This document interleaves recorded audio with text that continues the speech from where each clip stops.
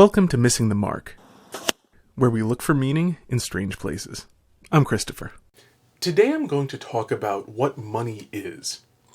We all use this stuff, but so often we don't pause to consider what the stuff actually is. And this is going to have some bearing, by the way, on how both fiat currencies and things like gold standards, and really any kind of standard whatsoever for money, are all basically the same thing and all equally legitimate in various ways, just having somewhat a little bit different properties, but not as different as people tend to think. So, what is money? Well, money is really properly considered intermediated bartering. It is, the money is an intermediation of bartering things. And so to barter, I assume people know it, but just real quickly to cover it, bartering is where, like, I do you a favor and you do me a favor in turn. So, like, we can barter goods, we can barter services, we can barter goods for services. So, we can have things like, I will make you a spindle for spinning yarn, and in exchange, you will make me a knife. And so, I make the spindle, you make the knife, and then we trade them. Or it can be, so that's the barter of goods. You can have barters of services, like if you come over here and help me dig a hole in my yard, then I will help you clean your roof. That's bartering services. You can barter goods for services, of course. It's pretty straightforward how. That's bartering. Now, the thing is, bartering is kind of pesky in a lot of ways because you have trouble finding the people who have the things that you need and also need things that you have in some sort of reasonable proportion. Because the problem, of course, is, let's say I make spindles and you want a spindle, but all you make are hats. Well, here's kind of the thing. I don't want hats. I've got one hat. I don't like hats in general. It's just something to be on top of my head to keep me warm when I'm cold. You may make pretty hats, but I don't care. Well, this kind of is a problem for you. And so now what's the solution to this? That, like, you would have to... I just don't even want the hat, frankly. It would just sort of take up space, so I would basically be making a spindle and giving it to you in exchange for a nuisance that leaves me worse off than I started. Well, where does that leave you? You want a spindle, but you only make hats. So what do we do? Well, one option, and, there's some classic story with this sort of thing, but I can't remember what it is off the top of my head. But I really want, not hats, but I do really like gloves. So you go and work out a deal with somebody who makes gloves because he likes hats, so you can trade a hat or maybe two hats or whatever, for a pair of gloves, and then you can take those gloves and trade them with me for the spindle. Great. But maybe it doesn't work out that simply. And very, very, very quickly, you trade the hat for the dish, which you trade for the pot, which you trade for the ladder, which you trade for the sheep, which you trade for the 4 pairs of gloves, which you trade for this, which eventually you trade with me for something, because that's finally what I actually want in exchange for the thing that you really want from me. That's a pain in the neck. It really, obviously, is a pain in the neck. And so what would be really nice, really, really convenient, is if there was some way that we could kind of trade IOUs. And so, in exchange, you write down, I owe you 3 hats. And so you give me the IOU for 3 hats in exchange for the spindle. And then at some point, I will meet somebody who wants 3 hats. And so I give him the IOU for 3 hats in exchange for the thing that I want. And this is a mild improvement, but I still have to then go look for somebody who actually wants this thing that I have the IOU for. So it would be really great, just really wonderful in this circumstance? If we had a universal IOU. If we had an IOU for, like, I'll give 1 hour of labor. Well, you know what we've just invented? We've just invented money. Actually, there's even one particular currency. Ithaca, New York, actually has a little local currency called the Ithaca Hour, which is I'll get into why you mint local currencies later, but it's a local currency, perfectly legitimate, by the way, entirely legal, and illegal to counterfeit, covered under law. Anyway, the Ithaca Hour is meant to represent 1 hour of a skilled craftsman's time. But that said, if you had a particularly skilled craftsman, he might charge 1.5 Ithaca hours for his hour of time. And if you had a particularly unskilled craftsman, he might charge only half an Ithaca hour for his hour of time. So it's meant to be flexible, but this is actually very much that, an intermediated scheme of barter. Now, when you get to things like dollars, that's exactly the same sort of thing, where it's just this intermediated barter where we will all accept money because anyone will accept money. And so instead of having to intermediate the barter on particulars, like an IOU for 3 hats, we have a sort of universal IOU, where when you have a dollar that is 1/16 of a hat, or 1/4 of a large loaf of bread, or it's 1/3 of a half gallon of milk, or it is, and on and on and on. What dollars are, or whatever your local currency is this universal IOU. Well, that is, however, a kind of late development where people sort of figured this thing out, that we can just actually make these universal IOUs. Where it came from, the intermediation of this, historically speaking, was things that most everybody wanted.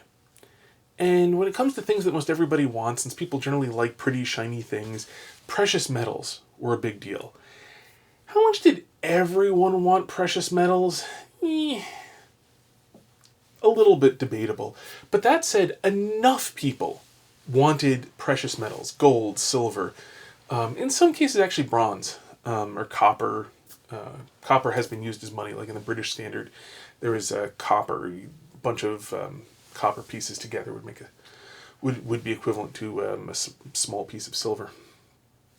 And so you could take these precious metals, and a lot of people wanted them. They had value in themselves.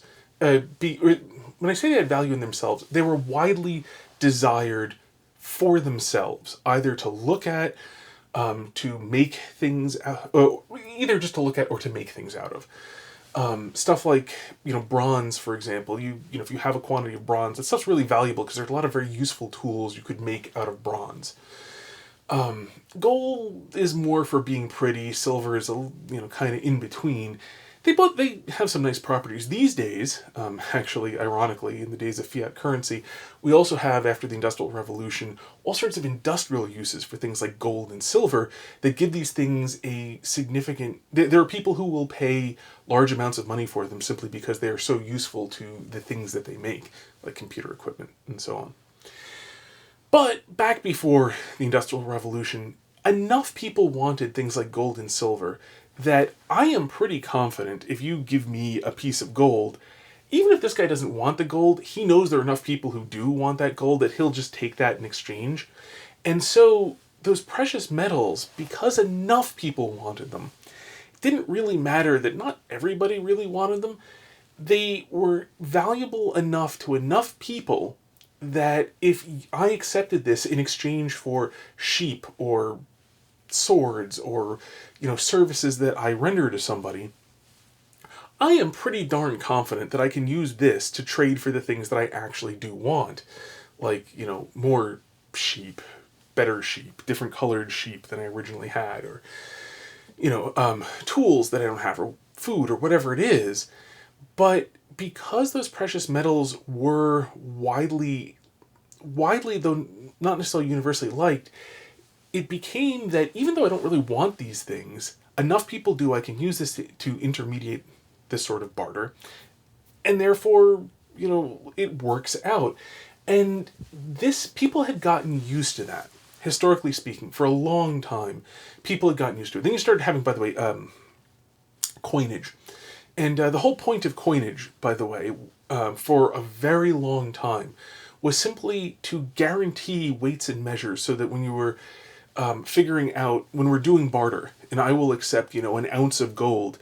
Well, what you'll do is you will hand me coins that are stamped with the authority of, whoever is actually stamping them, who promises that this size piece of gold actually weighs this amount, so that I don't have to get out my carefully aligned scales and make sure that, like, yeah, this actually does weigh the right thing.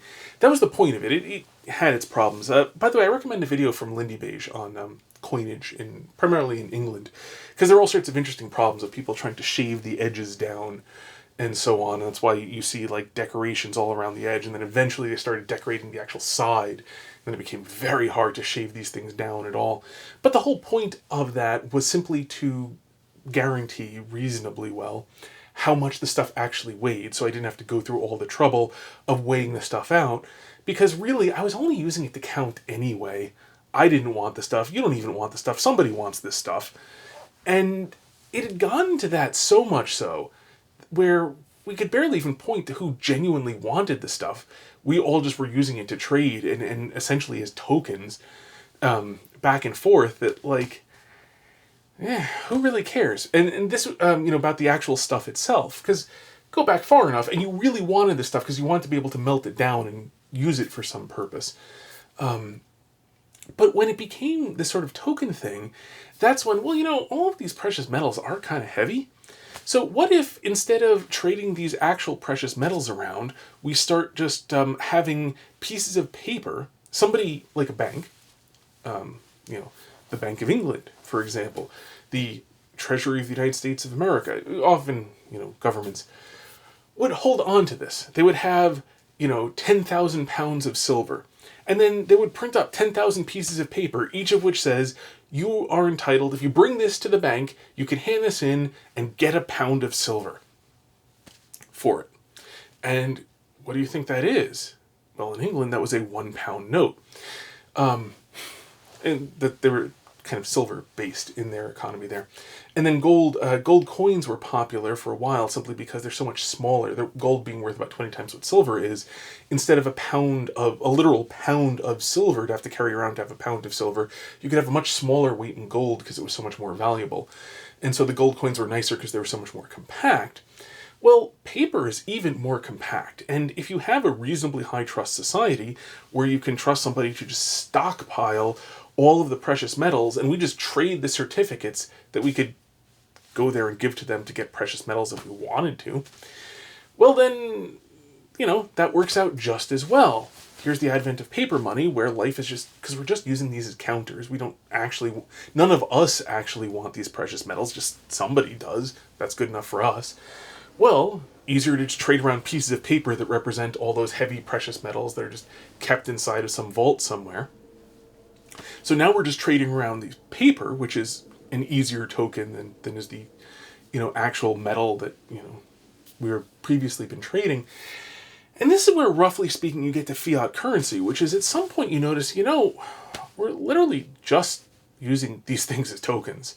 No one actually really cares about the gold or the silver at this point.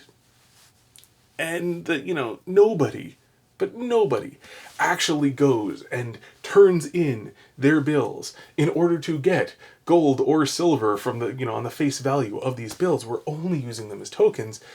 So at some point, it doesn't really matter. We don't really care, because we all know the value of our services in these tokens.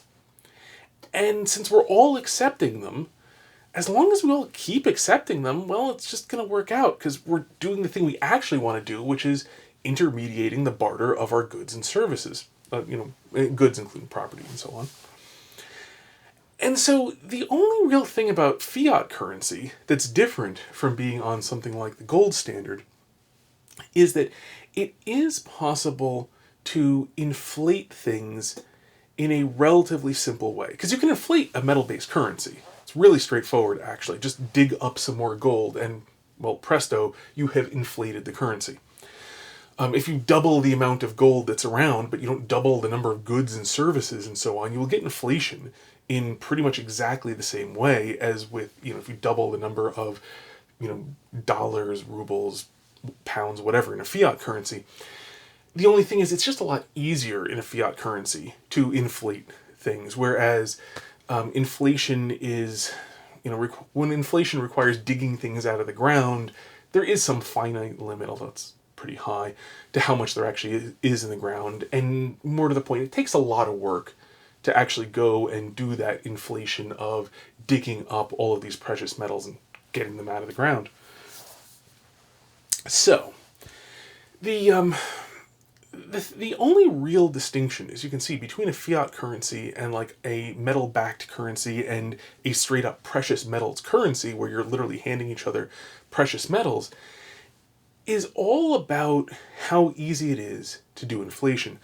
And I don't want to get into the Federal Reserve System of the United States of America, but what's kind of fascinating about the Federal Reserve is that it was actually set up. The Federal, for those who don't know, the Federal Reserve, it's a bank created by the United States, or more properly a system of banks, but yeah, close enough. I'm going to call it a bank, even though technically it's several banks. And there's a whole complicated thing where all of the major banks are all shareholders in this bank, but they get a statutory dividend, and they don't make more money if the central bank actually makes more money, and it's complicated. In any event, the relevant thing is it's a bank where it's created by the federal government of the United States, and its board of directors is picked, is appointed by, I forget exactly, the president appoints them, but it's very likely that the Senate then confirms them. They tend to confirm everybody. But that said, somebody confirms them. The federal government picks the board of directors, but then they're on very, very long terms, like 10 or 20-year long terms. I forget exactly how long it is. They're on very long terms, and they don't report to anybody, and you can't get rid of them. There's probably some way in which you can, but it's really, really hard, and effectively doesn't happen. And so, what's the other thing about this is that the way that the Federal Reserve creates money is by lending it to the other banks. So I don't want to get too much into detail. I'm probably too far in, but just to finish this up, because it's kind of important, is that the way it works is that they set the interest rates they will lend on one-day loans to the various banks that are member banks. They have to have a certain amount of deposit and so on with them to be a member bank, etc. Anyway, so the member banks that are shareholders in this central bank, they can take out loans for as much money as they want. And here's where the money gets created. The Federal Reserve doesn't have this money until it lends it. And it just sort of creates this money out of thin air to lend to the banks. They have to repay it each day.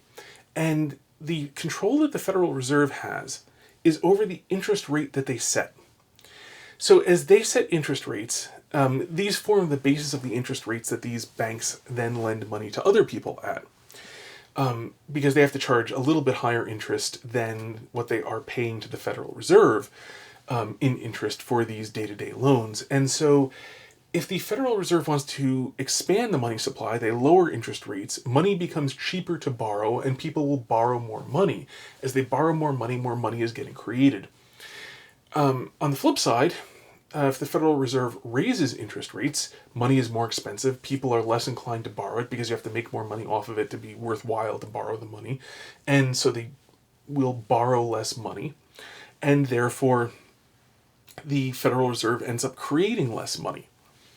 And what's kind of brilliant about this system, I mean, it's far from perfect, but what is brilliant about the system is it does mitigate against the main weakness of a fiat currency, which is that whoever is creating it is really, really tempted to just make enormous amounts of the stuff and go through heavy inflation. And the problem with heavy inflation is if a dollar tomorrow, if $2 tomorrow is worth $1 today, well, if you make a lot of these things, now the $1 I earned yesterday is worth half tomorrow what it was today.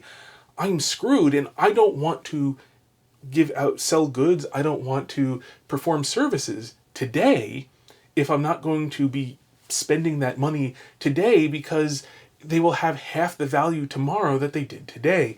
And so the intermediation of barter, that is the primary function of money, gets destroyed when people stop trusting that other people will accept basically what the money was, the amount of money I expected at the time I performed the service or sold the good. if it's what I expected at that time ceases to be the case, now I don't want to do those things, and it breaks down as an intermediation of barter. So that's where inflation is really bad. You can have negative inflation too. Deflation also has problems in that it doesn't work as an intermediate. It causes a breakdown in intermediation of barter, but in slightly different ways. It just there's a different set of things you do not want to do if you have a deflationary system. The main thing is you just never want to spend money if you have a deflationary system, because it comes worth more and more. So the longer you hold on to it, the more it becomes worth. And so you get a breakdown in intermediation of barter because no one wants to spend the money. Intermediation of barter works if basically money has a stable value consistently. And so the thing about the Federal Reserve System that really mitigates against this main problem of fiat currencies is that there's no one entity who decides how much money gets created. It's obviously it's not everybody, but it is a lot of people. Like it's hard to give an perfectly perfect estimate, but it's, to a first approximation, like all of the businesses that borrow money from banks are sort of together deciding how much money is actually going to be created by the amount that they borrow, which is directly related to what they have to pay back and how much money they can make off of the money that they borrow by investing in machines and hiring people and these various things to make more goods, provide more services, etc. People will then, if they expect people to, buy all of these new goods that they are making, or to pay for all of these new services, then they'll be able to pay back these loans, in which point it makes sense for them to take out those loans. And so it's not just what all of these people want to do, but it is all of these businesses' estimation of what the vast public is going to want to do. And so again, it's far from a perfect system, but it does have the brilliant aspect in which it does decentralize the decision making about how much money there actually will be, how big inflation actually will be. And moreover, not only does it decentralize it, but it decentralizes it in a way where the incentives are for people to be realistic, where nobody who is really responsible for increasing the money supply by, essentially borrowing this money that gets created as it gets borrowed, nobody here has the incentive to just keep on doing this, because if you just do this without the expectation of this being used in an economic sort of way, if you just want to, I'll just take out giant loans to buy a yacht, well, the bank probably won't lend you that money because they don't think you're likely to pay it back. And you probably don't want to do that because you don't really want to screw your life over by defaulting and then losing everything as it's seized for repayment and so on. Have your business completely crumble.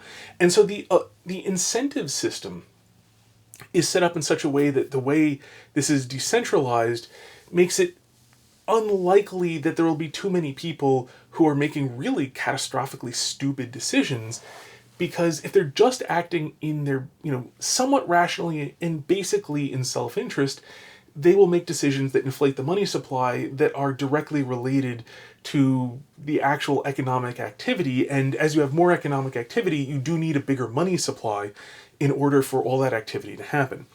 And this brings us to local currencies.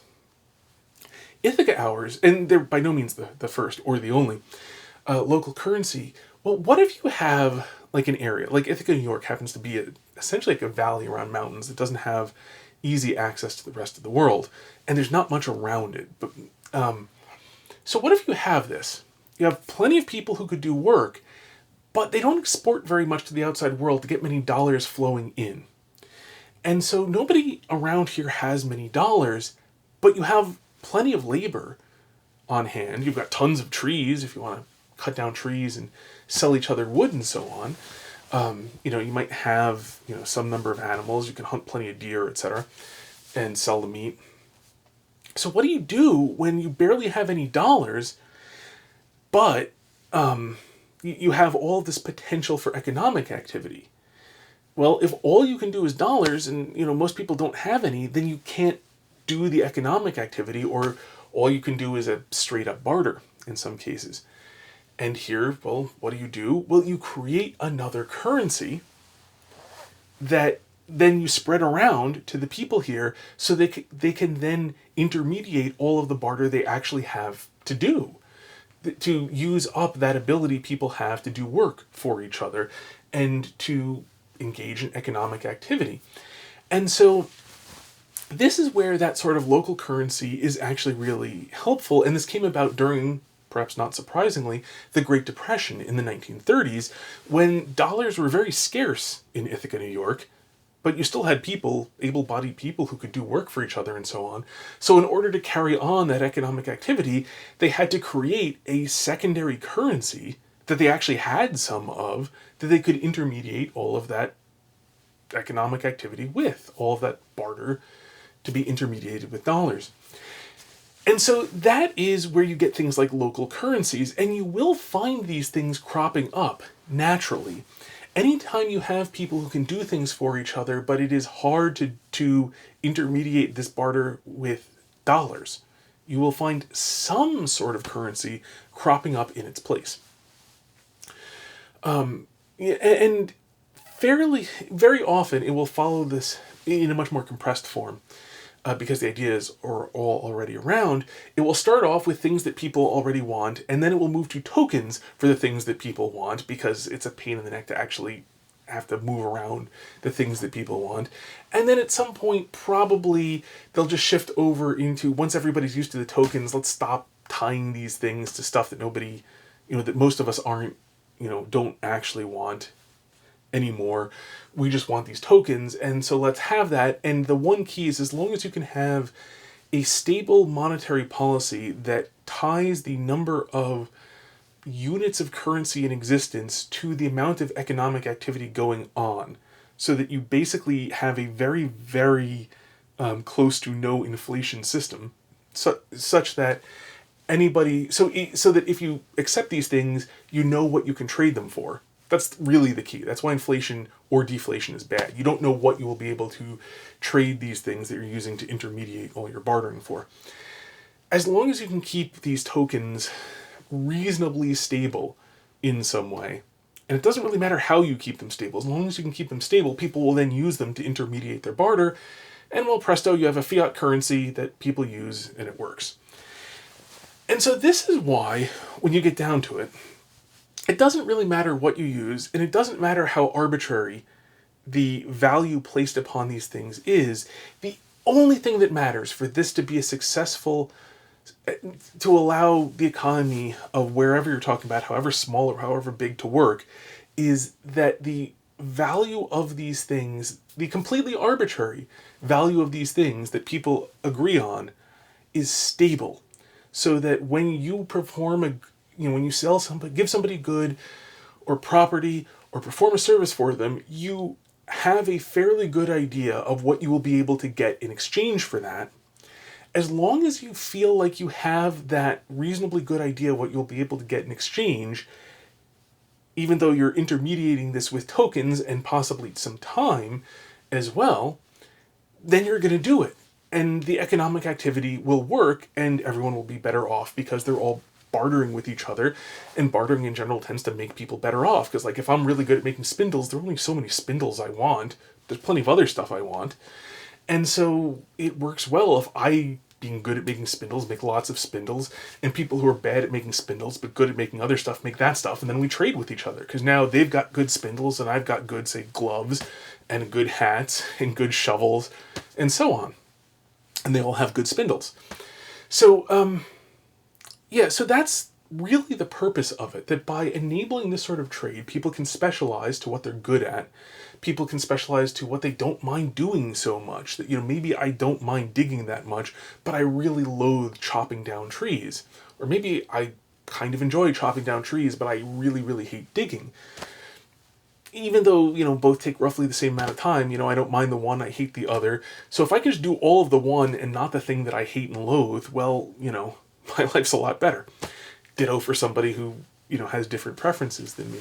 So all these things make life work out much better if we can specialize into the things we're either good at or don't hate, or preferably good at and like, if at all possible, but somewhere on that spectrum.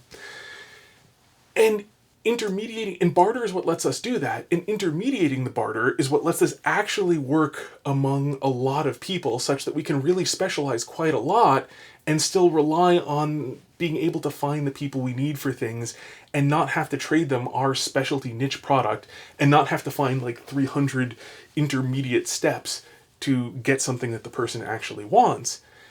And so, yeah, money is in one sense completely arbitrary.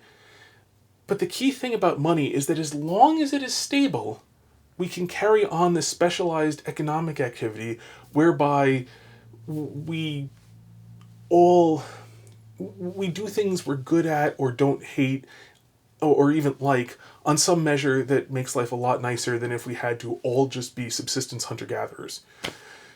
So that's what money actually is, and why it has the various properties that it has, and why various things have been attempted. And there are other things, obviously, that happen around money, and one of the things that will also happen is all sorts of strange stuff. To give one super quick example that I won't get into, currency trading. You guys over there have yen, and we over here have dollars. And there is you can kind of see, like, you can buy this much bread for $1 here, and you can buy the same amount of bread for that many yen over there, and, work it out in different products, and have a vague idea that, like, okay, this many dollars is worth this many yen, basically. And then if we get this wrong, well, then I'll buy lots of yen and buy tons of this stuff, and then come over here and sell it and make tons of money. And so the basic amount of yen to basic amount of dollars will tend over time, if lots and lots of people are doing this, will tend to find equilibriums. There will be various things once you have millions of people, hundreds of millions of people with yen. Well, it's only like 100 and something million people, 130, I think. I forget the population of Japan. I'm pretty sure it's less than 200 million. Anyway, but you have 100 million people with yen and 300 million people with dollars. There will always be some things where they're like, small amounts, things go back and forth. So if I buy a bunch of yen and then hold on to them for a while and then sell them back into dollars, suddenly I've made lots of money for not doing anything. I just took my money, bought a bunch of somebody else's money, and then bought the money back, and wow, now I've made lots of money for not doing any work. And it's true. Yeah, I mean, you get these things, but like, the thing about it is, if you look at these things in terms of the actual total amount of yen, total amount of dollars, obviously lots of other currencies too, the amount of money that people actually make doing this stuff is such a tiny fraction of the actual amount of money that is being used, the actual amount of economic activity that is traded around, that, like, is this illegitimate? Yeah, in a sense it is. In another sense, if you actually were to worry about this stuff, the amount of damage you would cause in screwing up the actual economic trade whereby everybody is making their lives better by the specialization that they're doing, tends to be vastly higher than any way of fixing these things, because what's actually going on is somebody is making a 100th%. They're figuring out a parasitic way of siphoning off 1/100th% of the economic activity that's going on as, thousands of people in two countries trade billions of dollars of goods with each other. I mean, hundreds of billions of dollars of goods with each other. And so the thing is, because the actual things... So you will find parasites who figure out how to, make what is a fair amount of money to a single parasite off of this.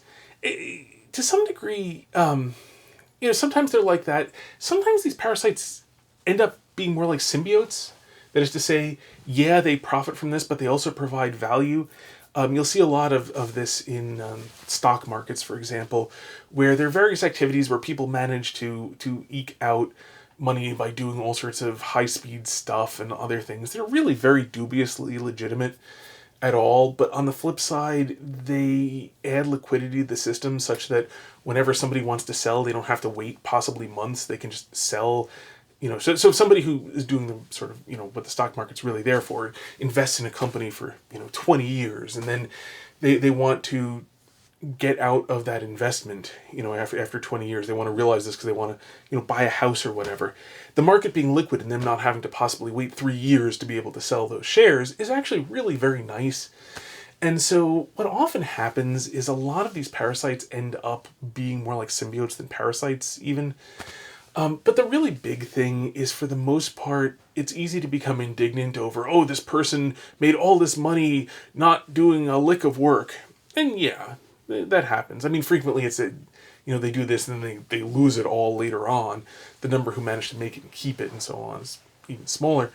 But more to the point, even when this happens, it's a lot like worrying about the parasites that live in our skin, because there are a bunch of them. They're things that, live and burrow in the dead skin, and they're so tiny you need a really powerful microscope to see them. And they're really tiny, and they're just not worth it. Like, yeah, you could be indignant, like, there's this little thing that looks like a space alien that eats my dead skin cells, and it's getting a free ride. It doesn't actually affect your life. Not really worth worrying about. And a lot of those things actually are like this. That it's just when you get to truly enormous scales, because you have literally billions of people engaging in economic activity with each other, yeah, there'll be little things here and there that happen to, particularly enrich somebody in a way that's not the main economic activity. But the thing is, if you have 10 million people's lives being significantly better, and the cost of it is their lives could be 0.01% better if this guy didn't have his life being 10,000% better. Thing is, there aren't many of those. If there were lots of them, that would be significant. If you had 100 of them, that would add up to actually being, 1% of a difference. But in general, you don't.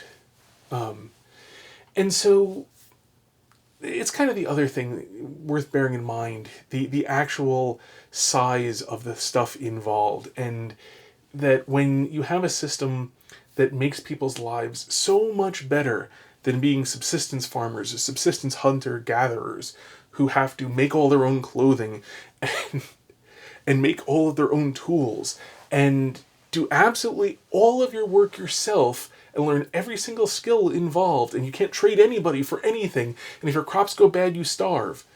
Or, maybe, with a few people around you, if somehow your crops go bad, but theirs don't, even though they're right next to you, look up what the ancient world was like, to the degree that you can, and it was a freaking rough place. It was a very rough place, because they did not have economic systems. I mean, even like really, really, really early history still had some economic systems. Like, it was possible, look at the story of Joseph in Egypt and the famine that hit. People went to Egypt and bought food. So you already still had, they still had precious metals, and they could intermediate barter in that way. A lot of people did have to sell themselves into slavery for food and so on in the same time period. But in any event, like, yeah, if you didn't have these sorts of systems, your life would be so incredibly much worse. And so worrying about the tiny little differences in what it would be like when you have people that are, effectively siphoning the equivalent of, like, the amount of dead skin cells you drop and never notice, off of just such a large number of people that they actually work out to be kind of a big amount for, one, it isn't worth worrying about. So it's not to say that you shouldn't try to improve things where you can, but you need to be really, really careful, because when you're dealing with that sort of thing, where you're dealing with an incredibly tiny effect to a very large number of people that happens to, unjustly enrich, one or, 5 or whatever people, trying to fix that has a really, really, really good chance of screwing over the giant number of people far more than it does managing to leave everything the same, very, very imperceptibly improve their lives and deprive, this tiny, tiny little group of people of their, in a strict sense, unjust gains. So, it's one of those things where the law of unintended consequences means that there's very little upside to chasing the tiny number of people who, may disproportionately profit from a system that benefits a truly massive number of people, because those unintended consequences will probably be, actually perceptible to that large number of people when you have put in changes that, have some effect.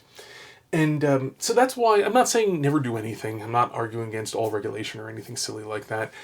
I'm just saying it is important that that whenever looking at this stuff, to keep a proper sense of perspective and what in fact is going on. So, okay, this was a lot longer than I expected this video to be. But that is what money is, why it is the way it is, what monetary system, the properties that monetary systems have, and some of their curious side effects, and also why it is a thing which provides a tremendous amount of benefit. And I can't think of a better way to end than with Christ's words about money, which is that it is a good servant but a poor master. And it's really very, very true. And it's something to remember, that money is a good servant but a very poor master. And use it to improve life. Don't let it control you. Until next time, may you hit everything you aim at.